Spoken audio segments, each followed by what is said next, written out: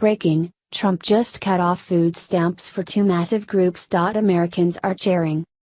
We have to wonder why liberals think Obama did such a good job as president. The national debt and the shocking number of people on government programs proves he did a poor job. A good president helps restore the economy, so that Americans have job opportunities. Instead, Obama made it easy for more and more people to take instead of give. A thriving nation is one full of people who work. They earn a living to support their families.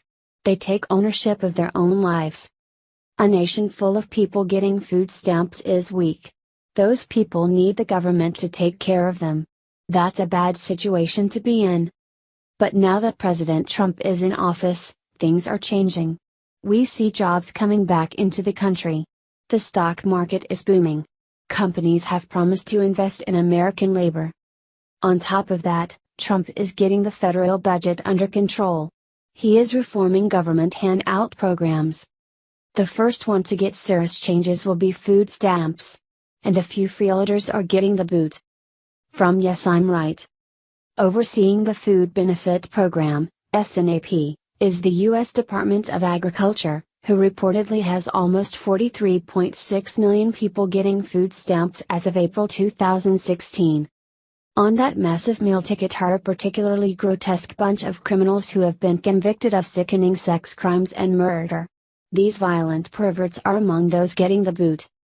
Felons aren't the only ones on the potential chopping block. Those who are lucky enough to win a large lottery sum or gambling winnings aren't so lucky that they get to keep their welfare and windfall of funds.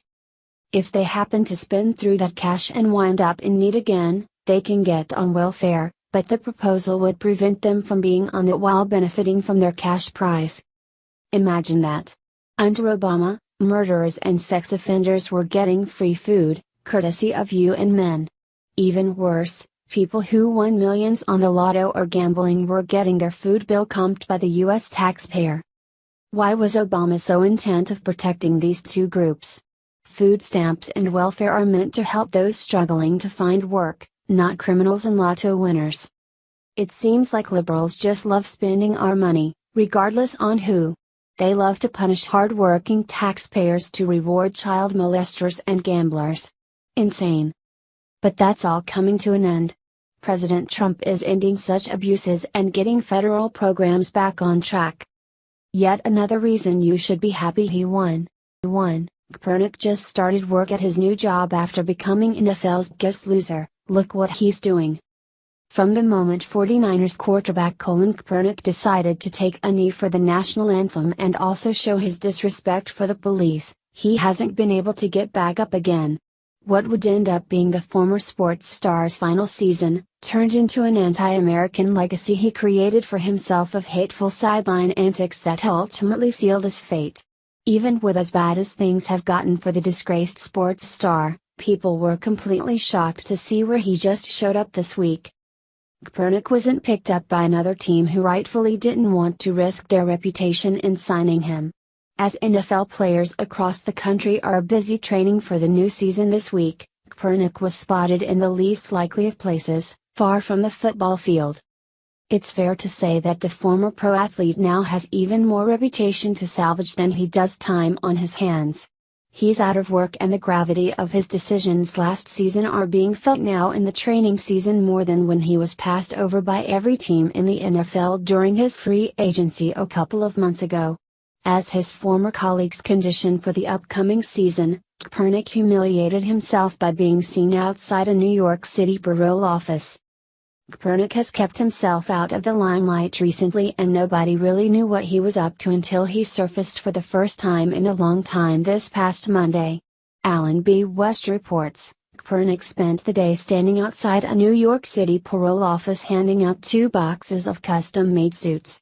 The purpose wasn't just for the players' Know Your Rights camp, which aims to make parolees better equipped to achieve gainful employment and live more productive lives, as the mission statement explains.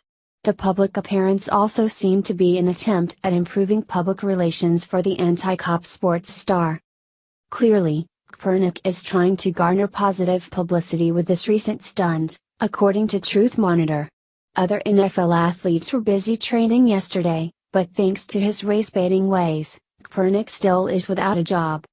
While the charity is certainly good and the effort a noble one, it certainly wasn't Kopernik's priority while making anti-American and pro-Black Lives Matter statements all season from the sideline. Considering his support of BLM, maybe he could pass some custom suits out to them since these criminals will likely need them. Perhaps Kopernik less inclined to help these ones since they abandoned him after he came to their defense at the cost of his career. In recent days, Kopernik has been reduced to begging for a job, which didn't end well for the entitled sports star. As we previously reported, he's essentially enemy number one in the NFL after NFL executives said that they genuinely hate him, according to the Tribunist. They think showing no interest is a form of punishment, the general manager said.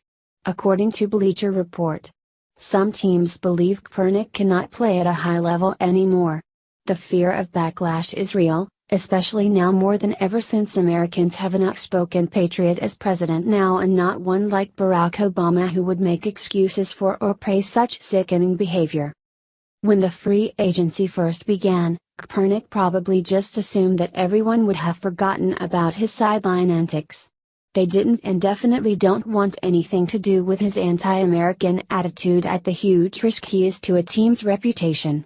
Not only did the 49ers suffer, but the NFL lost credibility for allowing this to happen, as did the sports network ESPN, who sang his praises for this statement and supported Black Lives Matter too.